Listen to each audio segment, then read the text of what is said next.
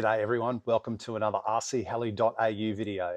So today, if you are a Spektrum radio user, whether you're new to the hobby or you've been in the hobby for a little while and you're not quite sure how to set up a Spektrum radio properly, then this video is for you, especially for people who are brand new into flying helis. So what I've found is that a lot of people will choose Spektrum as their first radio for a couple of reasons. They're generally a very well supported radio. They've been in the hobby quite a long time and they're used with aircraft and gliders and all sorts of things, but they work exceptionally well with helis. I know quite a few guys that use them. But it's quite daunting when you come into this for the first time. It's like, well, where do I start? And I didn't really find any videos online that actually explains this quite well. So I have set up this OMP Hobby M6 on this Spektrum radio so I could show all of my friends who are getting into the hobby and want to know where do I start? How do I set up my radio? And how do I set up the flybarless and all of those sorts of things? So what we're going to do today is we're going to set up the radio from scratch. As you can see, this is a Spektrum NX8.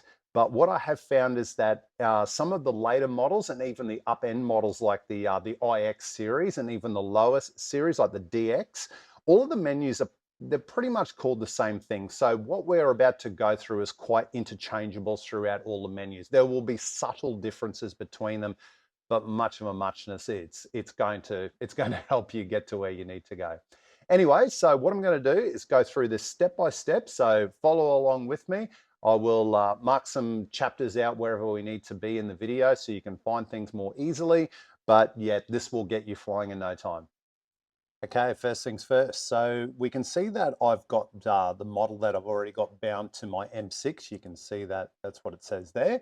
But what we're going to do for the exercise, we're going to create a new model. So what we do is on the NX8 anyway, is that we grab these two buttons here and we press them both together. And you will see that I've got two models there. The Acro is one there, that's by default. But what I'm going to do is I'm going to go down to add new model. And it's going to say create new model. Now it's remembered helicopter because that was the last one that I made, but you may have it may be fixed wing, it might be glider, multi-copter, template, bind and fly. That's the Horizon Hobby bind and fly ones. But what we're going to do, of course, is we're going to select helicopter and click create. So it thinks about that, it makes it up. And so let's progress through. So what we need to do is we need to give it a name. So I'm going to, it's saying, this is the third model and it's just called it Heli from the type that we've got. But I'm just going to select these couple of icons that we can see down the bottom here. And I'm just going to move the cursor across to the end. And then I'll go over to the space bar and then I'm going to just call it Heli M6. Obviously you can call this whatever you want, it's just a name. That's all we need to do there. So I'm just going to press the back button and then go to this back menu here. And there we go. So swash type, you won't need to change this, but just for the exercise, we've got it selected as normal. So all modern flybarless helicopters, the collective and cyclic management is all managed by the flybarless controller. So we don't need any special setup or anything in the radio whatsoever. So yes, modern day RC helicopters are very, very simple to set up in comparison to the older flybar and a lot of configuration you had to do there. But anyway, you can see there we've got our pitch, aileron and elevator servos where they're positioned. You'll see that it may be flipped around, but for the intents of the radio, normal is the one that you want. You can see all these options that we have here, but we'll just leave this as normal. So I'm going to go back and then we're going to go to F mode setup. So F stands for flight, so flight mode setup. And here is where we can select switches depending on what flight mode switch and what we want them to do in each of the flight modes. So I'm going to leave switch B, that's the default switch. So if we flip the radio over, we can actually see that this switch here, you can see a B there, and that's for A. So we're actually going to do this. And you can see there's a 0, a 1, and a 2 there. So 3 position switch. So we'll leave that as it is. And then the other thing that we need to do is select our hold switch. So that is our throttle cut, or the thing to stop the motor. Very, very important, especially when you get in a bit of trouble. You want to be able to select that really, really quickly. Now, what we'll do is we're going to select this down here. We'll push the roller button in, and I'm going to select now. What you'll normally see is a lot of people will select this switch here, and that's not a bad idea, but I'm going to show you something a little bit different. You'll see soon why. I'm going to select this 3-position switch right here, which is called switch G. So I'm going to find switch G. There it is. And then I'm going to go down and I'm going to select what switch G does. So currently it's saying that when it's 0, you can see that it's not black, that it's off. 1 is on, so that means we are in hold, and 2 is off. But I want 2 to be on hold as well. So I'm going to scroll across here, click the roller button down and select that as well. So now what we should have is we can see we're in normal mode here. So if I flick the switch up, we will go to flight mode 1 and flick it up to the second one, flight mode 2. And then this switch here, if I flick this up, it will go into hold mode. So that's how we can confirm that everything is working as we need it to. So I'm just going to put this back to normal, this back to normal, and go back.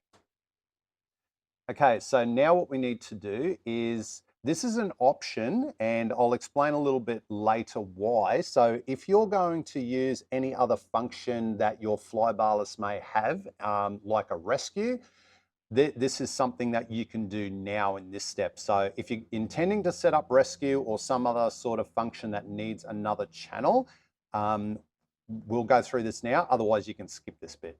So we'll go down to channel assign, and you can see that channel 1, 2, 3, and 4. So throttle, aileron, elevator, rudder, and channel 5, which is reserved for the gyro, they're already assigned. We'll leave 6 alone, we'll leave that, but on channel 7, we're going to assign that to a switch. Now, this is the reason why I was showing you why I like to leave this switch here reserved for rescue. Now, ultimately, a momentary switch is probably the best, but in this particular radio, it's just an on-off switch. But I'm going to select that, so we can see that that is switch H. So I'm going to select this and roll over until I get H. And that's it there. Easy done. We'll go back. From here, what we need to do is go back to our main menu, and then we need to go into the function list where we can set up our what's called Expo. So Expo is short for exponential, and it gives us a gentle curve that allows more manageable cyclic moves off the center of the stick and even of the rudder as well. But I'll explain that as we go in there. So first we need to press the back button. You can see that the model's just initiated from coming out of the system setup, the model setup mode, and now we're on the main menu. So to get into the function list, we get our roller button and we just push down and we get the function list. So we scroll down to rates and Expo, and the first channel that we have set is the aileron. So the aileron is our banks, or banking left and right, or our where the helicopter moves left and right. And what we're going to do is we're going to put an exponential curve on that, or as we call it in the hobby, we just call it Expo for short. This is what's called a linear curve. So it's basically straight. It doesn't have any sort of curve, movement in it at all. It's consistent in its output from either extreme. So to put Expo into this, we're going to scroll down to this menu here where it says Expo. And I'm going to, once I'm here, push down and then increase this until I get to 25%. Now you'll notice, see the curve changing shape as I increase this. I'll go past 25% so you can see what I'm talking about. So when you can see that as you move off the center, it's not giving it much, but as it moves further and further away, it's giving it more and more and more output. So this makes collective management and cyclic management very, very manageable when you're trying to hover and things where you're not doing a lot of movements in the helicopter. And even later on when you get into 3D, you want this to be a bit tamer off the center when you're doing flips and rolls and all sorts of things like that. Now, 50% isn't unusual to see on fixed wing aircraft, but on helis, we typically want to look at around that 20 to 25%. I personally run about 25%, always have. So let's set that at 25%. Okay, I'll click off that. I'll go back up to this menu here and we'll go to elevator. We'll give that 25% as well. And we'll go back up here and we'll go to our rudder and we'll give that 25% as well.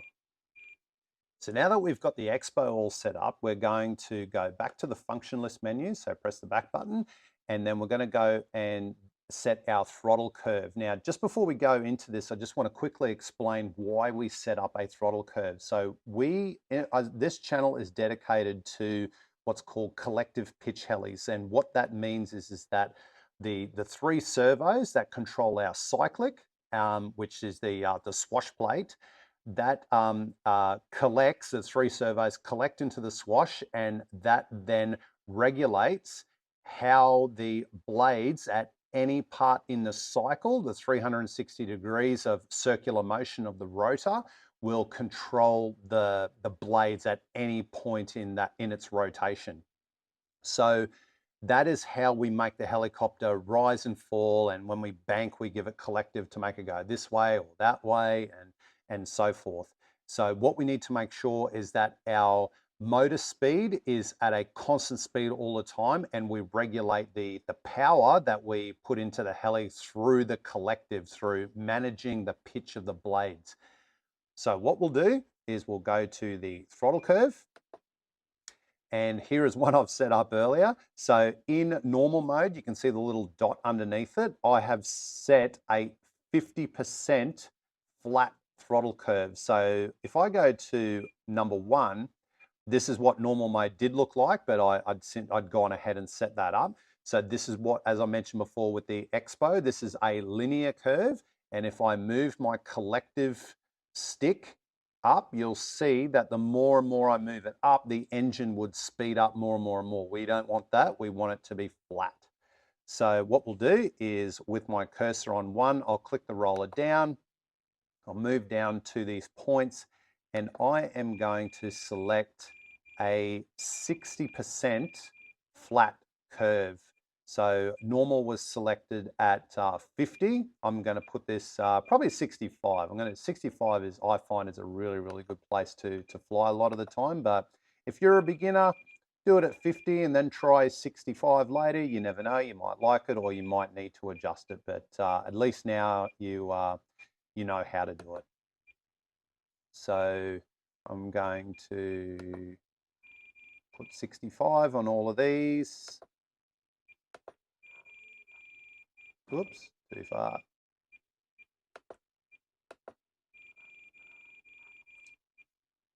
There we go. And finally, we can do flight mode 2 or idle 2 or stunt 2. They have all different names. I'm going to select this to 80%. Now, if you're a beginner, I highly recommend you don't go into this realm just yet. Wait until you actually get quite confident. But look, if you're doing some hovering and you just want to see what it's like and just punch it up to 80%, you're more than welcome to do that and give it a go.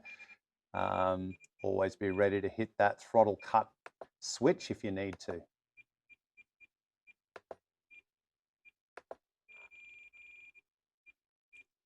And there it is. So as you can see now, no matter where I move my collective, it's going to be at the same speed all the time. And that's it. That's all we need to do with the throttle curve. Now, pitch curve, this is something that you could play around with a little bit. If you're a seasoned flyer, there's really no need to touch this, no matter where you have in your, this is basically controlling how much collective, so how much more pitch you're going to put into your blade. So the more and more we move this up and down.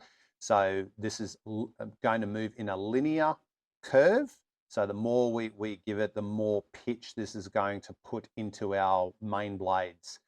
Now, what we could do is, if you're a beginner, you could do something like this. You could, if you're practicing to hover, I highly recommend you do this. So you could, we'll leave that in normal mode because normal mode is a good place to start with a flat curve of say 50%, is move this so that you cannot pull the pitch of your main blades much back from say your 0 degrees. So I highly recommend about probably 45% is a really good place to start.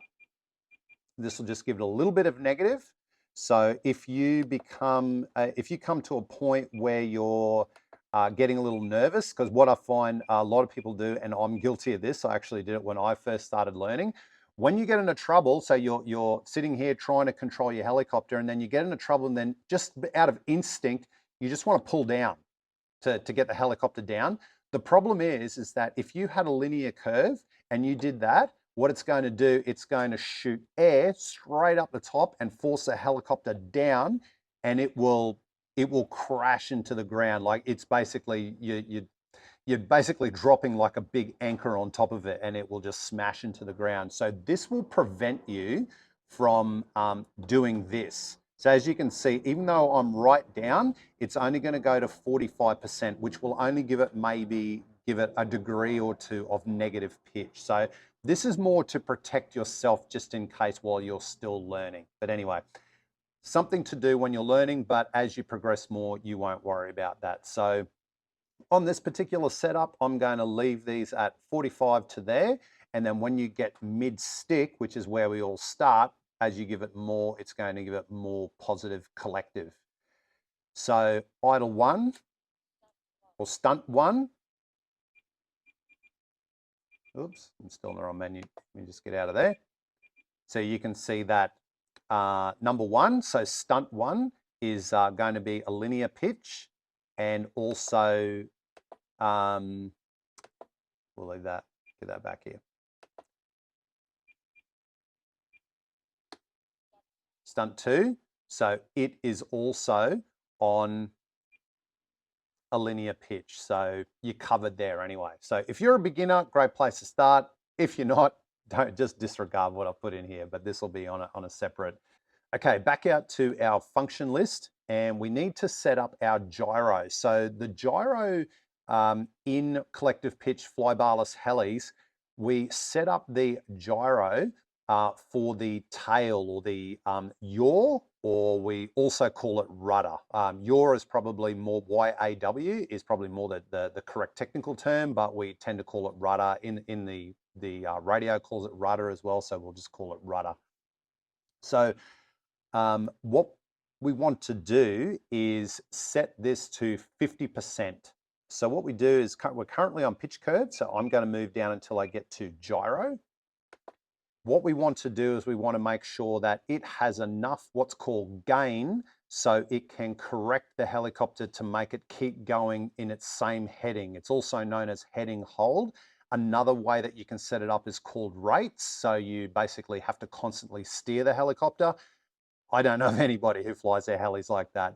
And that is done when you put it into a negative value. But we are going to set this up for heading hold.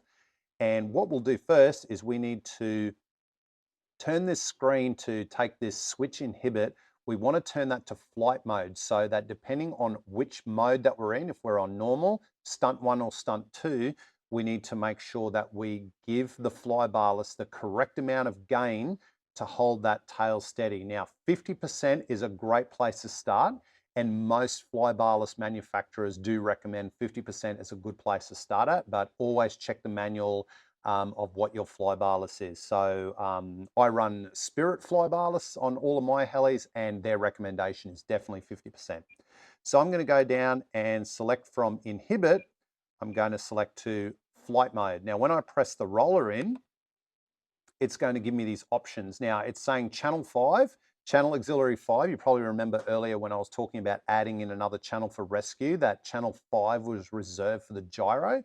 So that's why it's saying auxiliary 5. We don't want to touch that.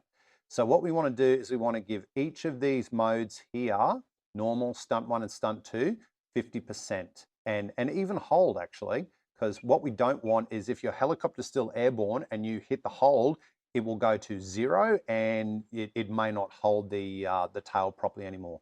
So what we'll do is we will give hold 50%. Oop, too far.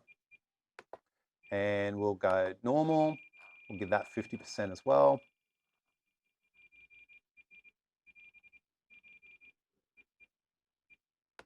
And stunt 1, we'll give that 50% as well.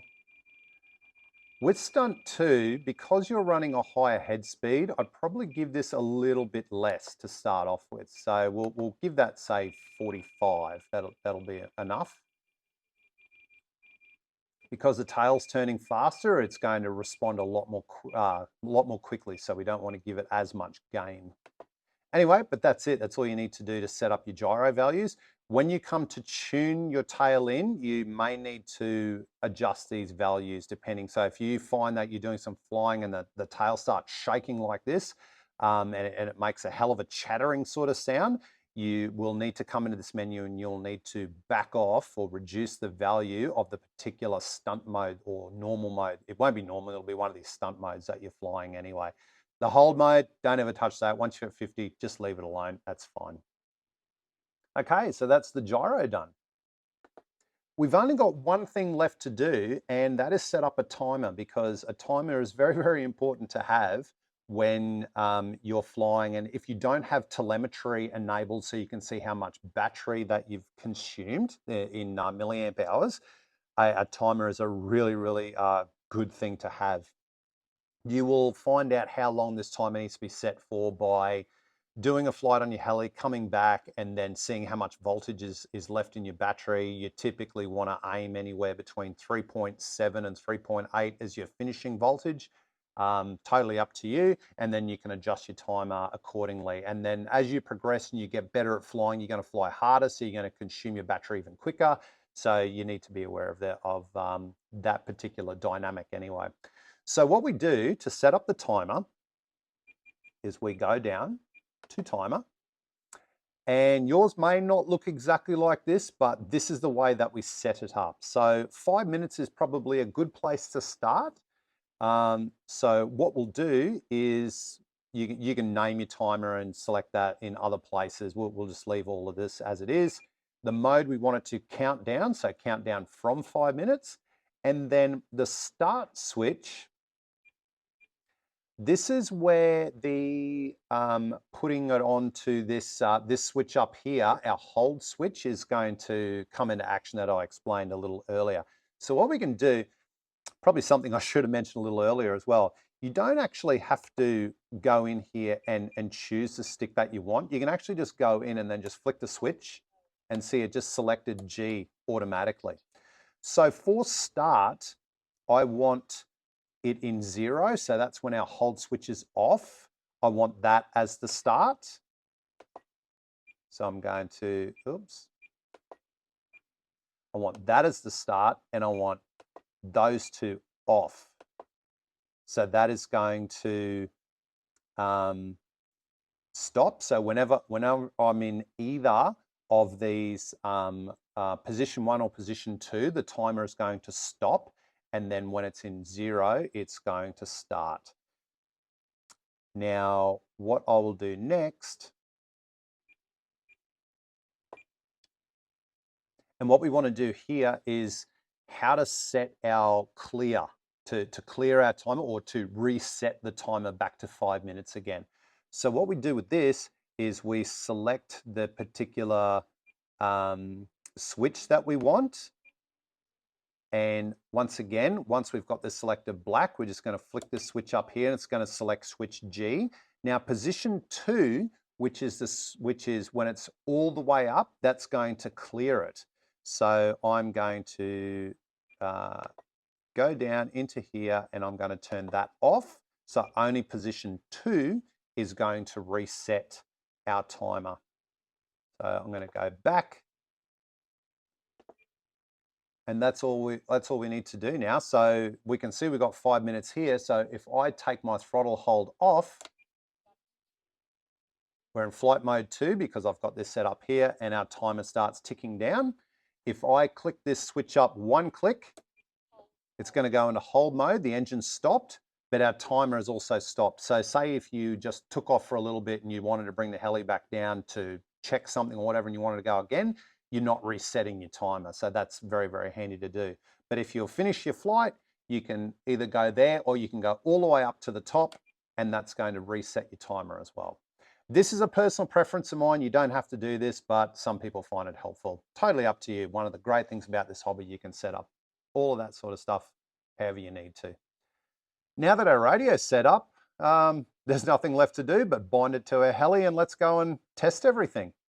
Okay, so now here comes the time where we've proved that it all works. So what we need to do is we need to set up our heli and make sure that it's in a safe state. So you can see that I've taken the blades off. So there's my main blades there and my tails are sitting over there. My tails have no tail blades. So very, very important. Make sure you do that. Now that everything's all ready to go, what we need to do is we need to power it up.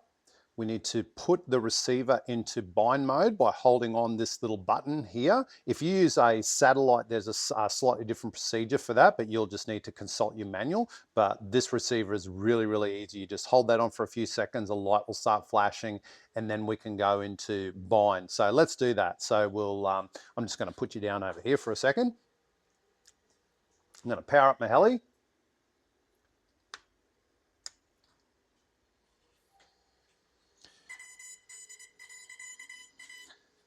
And the ESC is just booting up. The collective's just initialized and we can see that there's a blue light on there ready to go. So what we do now is we hold on this button here for a few seconds and until you see a light start flashing. There it goes. And now we go back into our function list. We go down to bind. We say yes, and then we go to bind. Binding, there it is. That's it, it's all done. Configuring.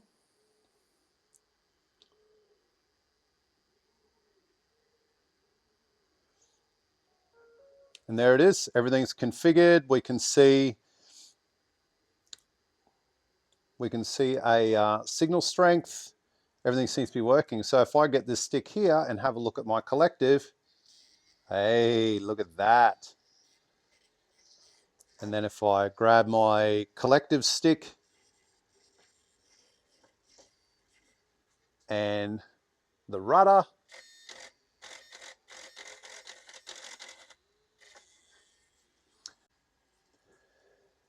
and now we've made sure that all of our directions are all working, we better make sure that the motor works. So all we should have to do, because remember we've got at least a 50% throttle curve on our normal mode. So we make sure that this switches all the way down for normal mode, and then we just take the throttle hold off by pushing this all the way down, and there it goes.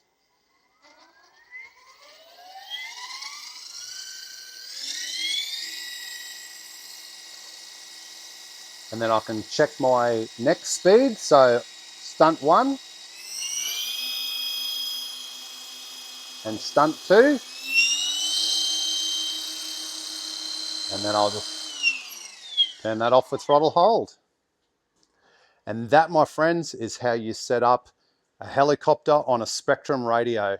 So I hope this has been really informative. Please put on a like if you like the video, and I always appreciate your comments, especially ones where if you need to know anything that wasn't too clear on the video, please let me know. I'll always answer any questions as I see them come in. But I hope this has been helpful, and I hope see you in the sky sometime soon.